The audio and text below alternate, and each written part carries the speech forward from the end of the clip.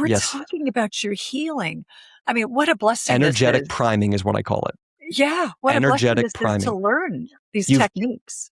you have to, we've never been taught how to recognize energy and how to say that's a negative energy. With negative Uh-huh. energy, you can either get away from it or you can try to change it. But when you try to change negative energy, it taxes your own positive energy. That's why we Oh, get frustrated and overwhelmed in arguments, because we're patient at first. And then after 15 minutes, we're going to rip that person's head off because we have run out of energetic gasoline to deal with this. So we have to, once I became aware of energy, I started realizing how to pay myself dividends of things that could create belief. Journaling, planting, any reason to get outside. I started realizing everything on Netflix was stressful. The whole thing was, even like the comedies, the who killed who, the guns, the shoot 'em up. And I started finding ways of getting dopamine hits to read in people who had done what I did. So my leaders became pages.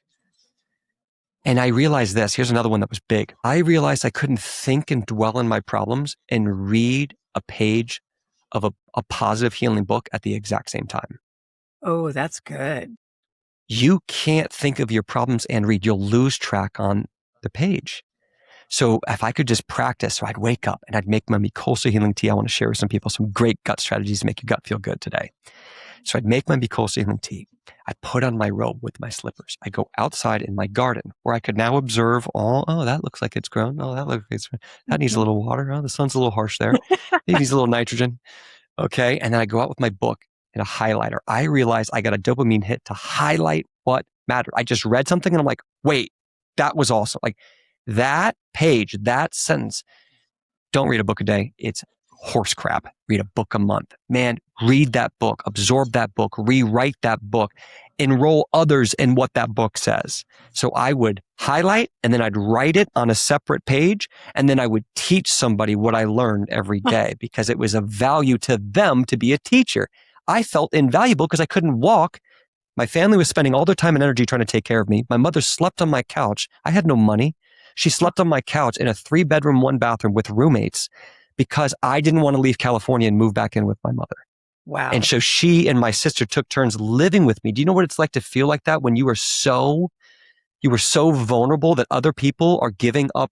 Like she lost her job and my sister would sit and they'd just sleep on my couch while I'm in pain, going to the bathroom 10 times a night, screaming from the bathroom because it feels like I'm pooping glass. To go Oh, through that agony, I had to rise like a phoenix and I had to when you get to that level of intuition, something will snap inside of you where a lot of these answers are already there and you start mhm. seeking, like those who seek will find. When you have this deep desire where it becomes your number one value and you will seek and you will let go of things that hinder your ability to focus and create and compound and manifest. It took years to get to this place. But when I did, it was like, it's all that mattered. And I got happy again, Deborah. I got happy I called my day and I just read I started reading about 30 minutes a day. Then within about a month or two, I started finding that I could read 3 hours a day.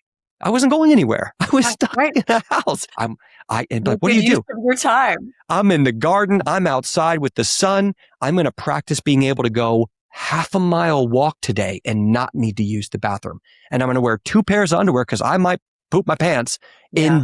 in the conviction.